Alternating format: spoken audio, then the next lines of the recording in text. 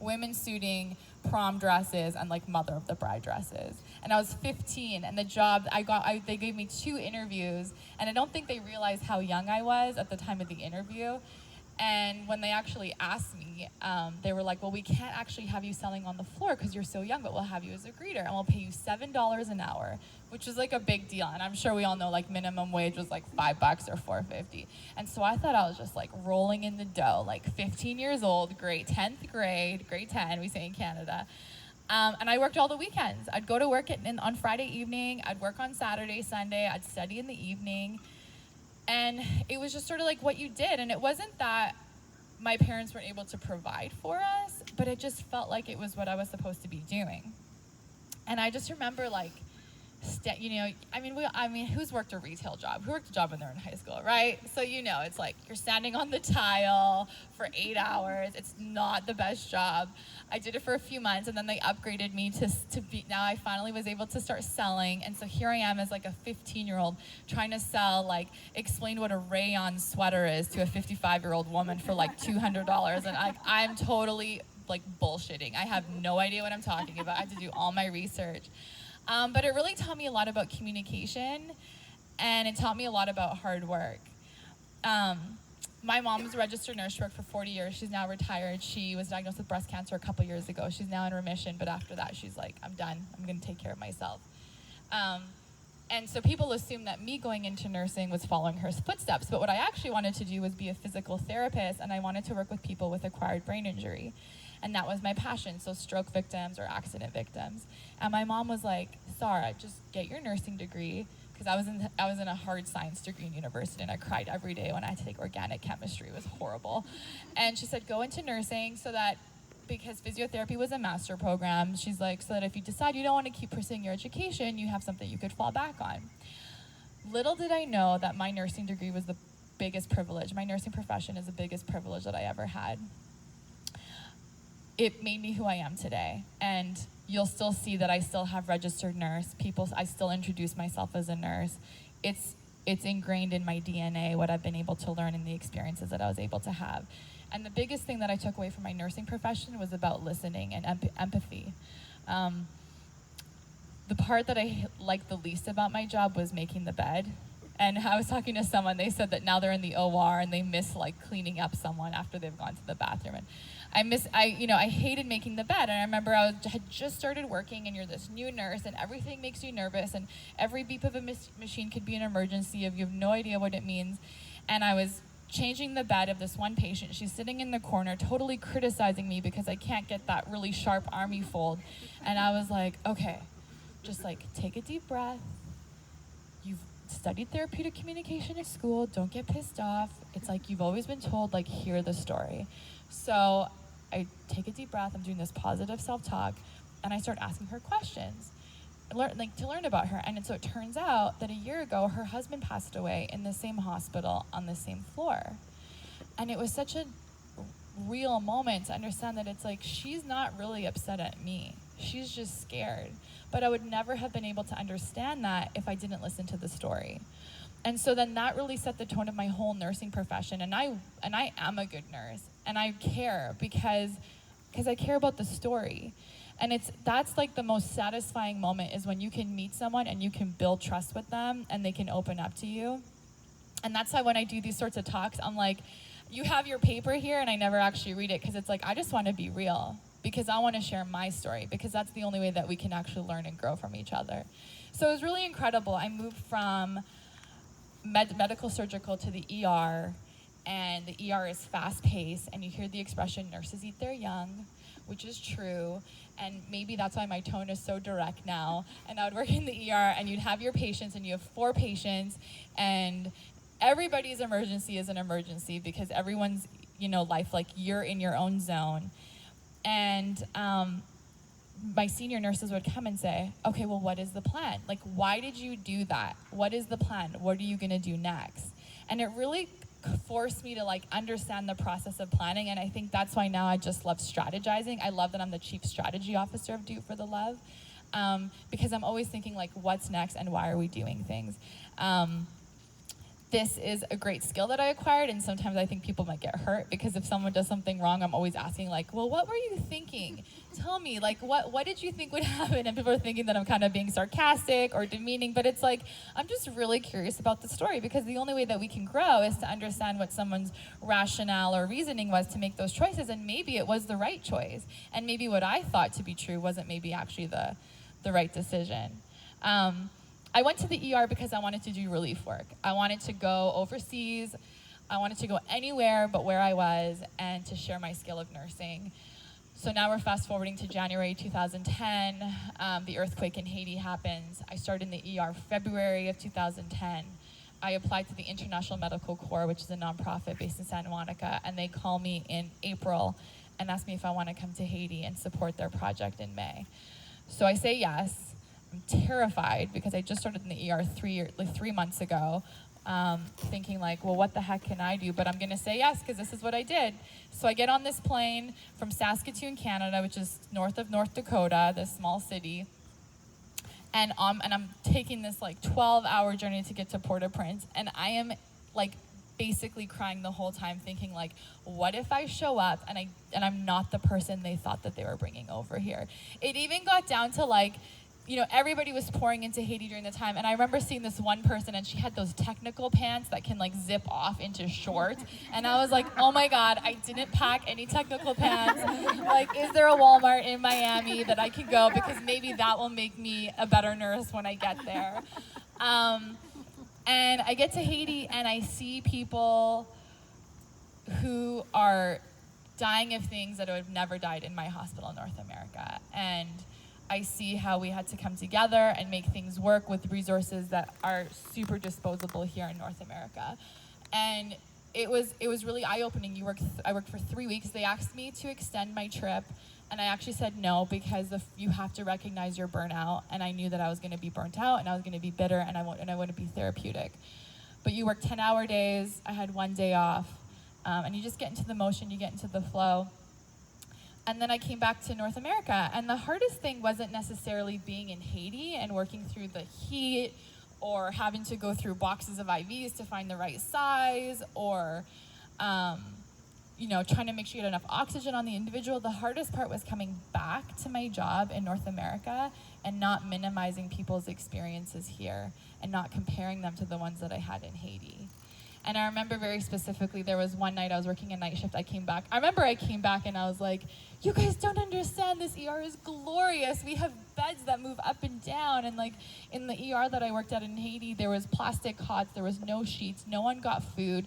Thank God for the Scientologists who were running the kitchen at the main hospital in Port-au-Prince so that our patients could get food. And so now here I am working a night shift. It's 4 a.m. I'm back in Saskatoon, and I walk into a room, and there's a gentleman there with his wife. And I say, how are you doing? And he goes really grumbly. He's like, oh, this mattress feels like it's, full of broken glass. And my first reaction is like, ugh. Your like shoulders get in, and you're just like, what the fuck? Like, get over yourself. Like, at least you have a bed. And again, I had to do that self-talk internally and be like, okay, this guy, this is his experience. This is the worst thing that could possibly happen to him. And so instead of coming from a place of aggression and discontent, I chose to come from a place of love. And I said, yeah, it is really tough to be laying on this mattress and not know what's going on. And it must be really scary. I said, but it reminds me of this story. I was just in Haiti 3 weeks ago, and this patient came in with the exact same situation as you, same diagnosis, heart failure, fluid on your lungs. And I said, but in Haiti, we didn't have cots that went up and down, and so I had to cut a cardboard box to make a wedge for her so that she could sit upright just so she could breathe. And I said, so it's really great for us that we have this ability that we can move your bed upside down. And I know these mattresses aren't very thick, but it just makes me think of like how great it is that we can do that, And it was coming from this place of love and non-judgment, although internally I was like, I'm totally judging you right now, but I'm just not going to let you know. And it felt really good to him, and it felt really good to me. And I was able to walk out of that room really proud of myself. I felt like it was a really example of maturity on my part to not minimize his experience, but share my experience with him to help open his eyes.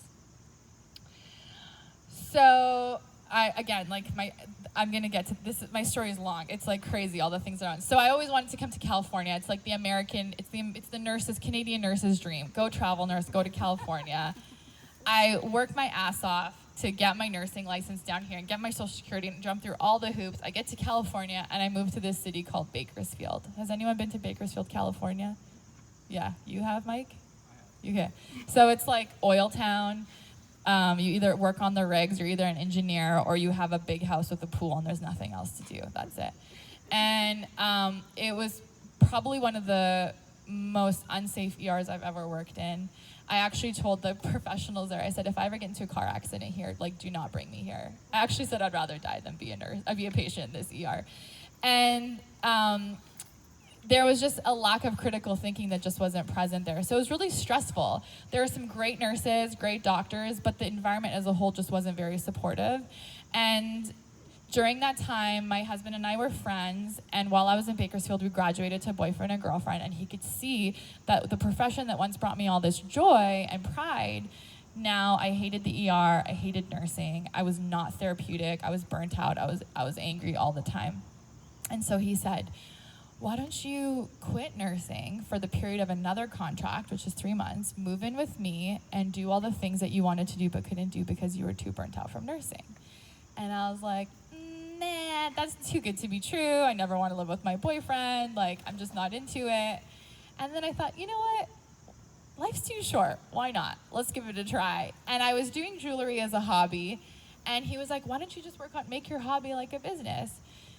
And so I cut down my nursing hours and I lose that secure income that I was used to every 2 weeks, and I start this business that I didn't know what it would look like, what it would be called. Actually, I did have a name because when it was a hobby, I went to Michael's craft store and I bought stamps and I typed out Sara Agah on a tag, so I did know that it was going to be called Sara Agah. And it was really, really challenging because now, from being this independent, strong woman that my parents have always like pushed me to be and told me, you know, you always need security, you should never rely on anyone else, you need to make sure that you have your future secure. All of a sudden, my security was gone. I'm relying on someone else. I'm in a new city. I would go to bed crying at night, and I'd say, my exact words were, people must think I'm such a baby because people must think how lucky I am that now I live in San Francisco, I have this person that wants to support me, and yet I'm totally depressed because I've lost my independence and what I perceive to be my security. But I hustled like crazy, and the jewelry took off, and I had to learn how to do everything on my own. And so I had to learn how to do email blasts. I had to learn how social media works. I had to learn when to post on Facebook and Instagram. This was before Insta Story. I'm a little bit better now at that kind of thing. How to create a website, and I didn't have a budget, and so I had to do it all myself. And it was that entrepreneurial spirit, but also I think what it was just I had to prove to people that I could do it myself.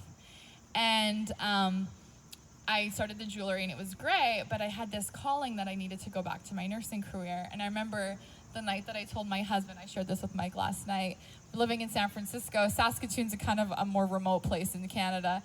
And I remember when I told him, I'm like, I can't live with you anymore. Like, I need to go home and I need to get back to work and find myself again. Like, I felt like I was losing myself. He like falls to the floor crying and he goes, but there's no direct flights to Saskatoon. You don't understand. It's gonna be the worst. And I'm like, what are you talking about? It'll be fine. So I went back to Saskatoon and I worked casually, and I was able to like feed my soul. I was able to pursue my business. I was able to foster my relationship. And I felt really good about juggling everything. When Michael and I got together, my biggest fear was that I didn't just want to be the shadow. I didn't want to be in his shadow. He's a very fruitful career. He's very established. And I was like, if we're going to be partners, I want to be partners in life, and I want us to do something together. I'm not just going to be Michael Franti's wife. I'm going to be your partner. And so both of us as individuals really believe we have the same values of serving the greater good. And so we're like, we're going to find a project. One day, we don't know what it would look like, but we made the commitment to work together. And then in April of 2013, I was on the road with him, and Michael was getting these tweets from this couple, Hope and Steve. And Steve was diagnosed with ALS, and they have a website, hopeforsteve.com, and so they're tweeting at Michael saying this might be his last show.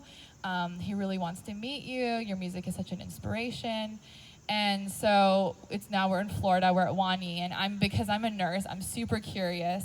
So I go on their website and I see their story. And when Steve got diagnosed, he was just dating Hope at the time, and they give you a 2 to 5 year prognosis. This was before the Ice Bucket Challenge, so not a lot of people knew what ALS even was, just a few years ago.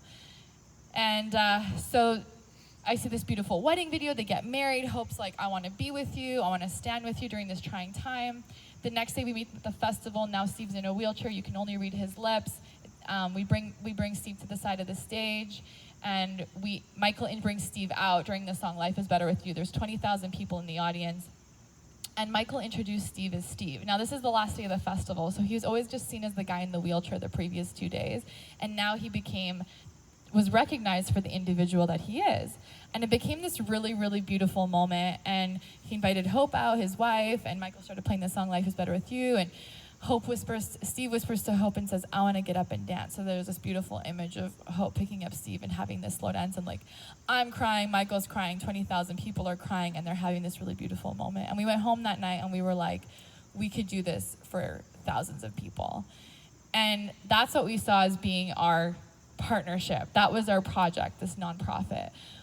Now this is the part where I get really real, because me and Michael knew that this was in partnership, but what people saw was that this was Michael Franti's nonprofit. And I was just the wife kind of like helping out. And it was really hard in the beginning, because though we were supposed to be making decisions together, people were always looking for him for the final decision. And it was really hurtful for me. And I think part of it was my ego. Well, it was my ego. And then also looking for that recognition. My love language, I guess, I need to read the book. I haven't finished reading it yet, is like, it's verbal, right? I need to hear it. I need to see people are recognizing what I'm doing, what I'm giving back. And it was a really trying time in our relationship, and we weren't married yet. And I think it was probably when we had some of our biggest fights, because we just worked differently. And our roles and responsibilities were gray. We were overstepping each other on our boundaries. I was in the day-to-day. I knew how to get shit done, just like how my astrology chart said. I wanted to get it done right the first time. And he is different. He's more forgiving. He's more gray. I'm black and white. And so we fought. We fought about how we're going to grow the organization. How are we going to structure it? How are we going to, do we need a budget? How are we going to grow our board? Who's going to be on our board? And it was really, really challenging. And I didn't really understand why we were fighting so hard, and why was he so unhappy. And he would always say, I don't want to always pick up the phone and talk about work. And I feel like every time you call me, you're always just complaining about do for the love. And I thought he's just seeing oh, you're just this whiny woman, And I was projecting back on him, and I was feeling really hurt about that. And we end up making it work. I kind of am okay, I'm just gonna check my ego at the door. I'm just gonna get the work done. I'll prove to everybody on the board, everyone who's in our world, that I can do this. I don't need him. I don't need that recognition. It'll all come together. We get married, and I can't leave the country. He's touring because I've applied for my green card, and there's a few women in my life who I really respect, and they were going to this workshop. And they say, hey, have you heard of Marianne Williamson? And I was like, no. And they're like, well, she's having this workshop, this Aphrodite training in LA. You should really come to it.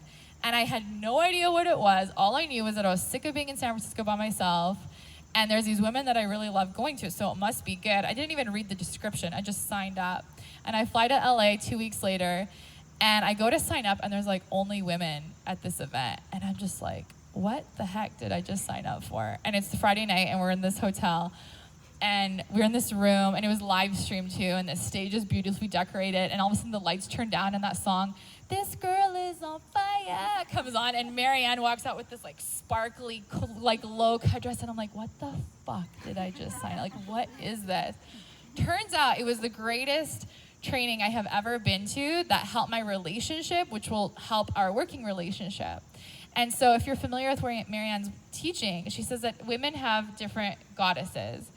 And every goddess has a shadow and a light. And so you have the Athena, which is your masculine. You have your Aphrodite, which is your lover. You have Artemis, which is the mother. And the shadow of one goddess can overpower the light of another. And so she was saying that as society, we're so driven as women to be in our Athenas, to be the doers, to be in our masculine, that it oftentimes overshadows our Aphrodite, which is our lover. And I'm sitting here and I'm just like, oh my gosh, that's exactly what I was doing when we were fighting about this nonprofit, which is supposed to be bringing joy and light in our life and being this source of giving back to the world, but was actually hurting our relationship. It's because I was constantly trying to prove to him and to everyone else in the world that I can be just like Michael, I can be a doer. And I was constantly my masculine, that I wasn't creating space in my relationship for my Aphrodite, for the lover. But at the same time, what it taught me was that as a woman, I had to follow my intuition. I have really good intuition. I'm an ER nurse. My job is to walk into a room and know if someone's totally bullshitting me about whatever is going on, or if it's real, or if they're pain and they're not actually telling me. And for the longest time, because we went through this trying time and I wasn't getting the acknowledgement that I was getting, my self-esteem, which was at one point super confident when I was in my nursing career, I was part of organizations, I was a part of committees, I was in leadership. All of a sudden now I'm thrown in this whole new world that I don't know anything about. It's an industry I don't know anything about. I'm not being looked to for leadership. My self-esteem went like totally low. And I had to go through this training and this acknowledgement that as a woman, I too have power, and I don't have to be proving myself. I don't have to be like that next person. I don't have to be the loudest voice at the table to be smart. I don't have to be in my masculine to be successful, and that in my feminine there is power. And I remember sitting with Kelly, I had just done the training, and I think I was talking to you about this at this restaurant, that if you can be kind and you can be gentle and you can also be powerful, but you can also speak your truth. And it doesn't make you any less of a person or any less of a woman. And it was a really big wake-up call for me, because I went from like here, like I know my shit, I'm good at what I do, to all of a sudden, do I actually know myself, questioning my abilities, to like having to find myself again, which is a really weird thing. And it's hard to talk about it too, because people just assume, because of what they see on your Instagram or about everything that you do, that it comes to you really easy. And it's actually really challenging. And so now it's very interesting, because I decided to go to grad school, and one of the reasons was because I wanted to create a platform for myself, and maybe it was one of those things of proving to myself that I can do it. And it ended up really burning me out, and I'm trying to do too many things at one time. And I talked about it yesterday, where I was able to see that by trying to be in my Athena constantly and saying yes to everything and trying to prove to everyone that I can get it all done, that I've actually gone to the complete other side, where now I'm being super ineffective and I need to refocus myself. And so when I saw the topic about reinventing yourself, it's like, it's really great that I did all these things, but I could have been just as effective in the world if I was a nurse and that was my one profession. And I almost said just, if I was just a nurse, but it's not just, and that's something that I'm trying to catch myself on. And so a lot of times people come to me and say, it's so awesome what you did, I want to start my own nonprofit, which is awesome, but it's also really hard work, and it's not as glamorous. And you can be super effective in just being a good person in your relationship and in your families. And so it's about intention. And there was a period, again, and I know I'm going back and forth, but there was a period in my life, so I grew up super religious. Life was really black and white. If you did this, you were bad. If you did this, you were good. Then I moved out on my own, and I realized that life is really gray, and all the people that I thought were my examples of people that I wanted to be, I saw that no one is actually perfect. We're all working, we all have our struggles, we all have what we're going through. And from going to a person who did a lot of self-reflection, I got really confused in the world, and what I thought to be true was no longer true. And so I stopped meditating, I stopped self-reflecting, because I knew that if I looked at myself, I wasn't actually on the path that I wanted to be on. And so now my practice, and this is very new, it's because I've been constantly go, go, go, is taking the time to like review what I'm working on, and to think about the path that I'm on, and to really decide if it's the principles that I'm living with. And the thing about reinventing yourself is that the changes can be really drastic, or they can be really subtle, and they can be just as significant in your life. And so it doesn't necessarily mean you have to change your profession. It could just be the goal that you're setting for yourself to achieve. So some tips and tricks that I do for like self-reflection is I put my phone in another room, that I can't reach because I'm like, I think I talked about this yesterday, where even if I'm working out and I see the notifications, I'm super into just like grabbing my phone. I give myself a few minutes to find my breath, and I do this when I worked in the ER to be able to be super focused.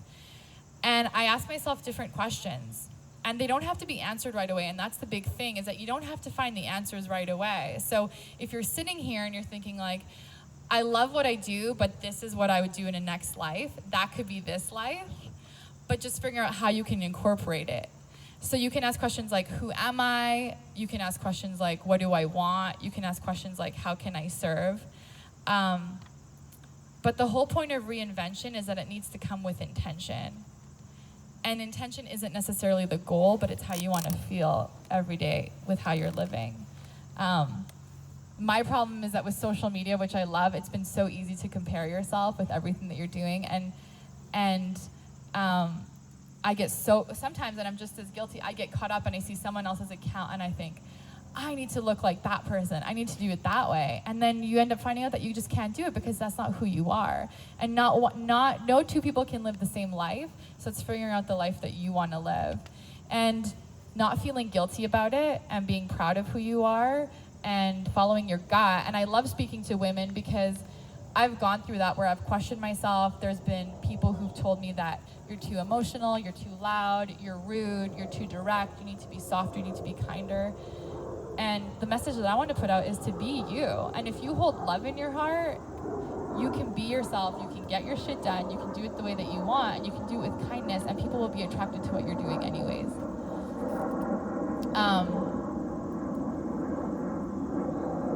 So I really want to encourage you guys. I have my mantra. It's be your best, serve the greater good, rock out wherever you are. But you can all find your own mantra to help guide your path. And it's funny because when I wanted to wrap it up, I was like, I'm going to have this big thing about how you're going to end it all. But the thing that I want to end it is that life is hard. It doesn't matter who you are. It doesn't matter what your story is. It doesn't matter if you've lived in the same city your whole life and you're trying to carve your path, or if you've been traveling the world the whole time and you've seen every country in the world, or if you have 5 jobs or 1 job. Life is challenging. We need support. We need our tribe. This is the Shape Soiree tribe, which I love so much. And find people in your life that can help inspire you, to help you find the intention for that reinvention. And yeah, I'm just really happy to be here. I just want to open up to questions because I have such a big story, and I just want to know if anyone, I'll be really candid. So if you have any stories about relationships or partnership or working with your partner, or if you have successes with it that you want to share. Anything? You can get really like... Yeah, I'd love to hear how you work with your partner. Yeah, come up here. Join me. Because I talked about how it was really hard and how to find it, so I want to hear. Oh, no, it's hard. Yeah. It's like a second marriage, because you have your personal relationship and then you have your business relationship.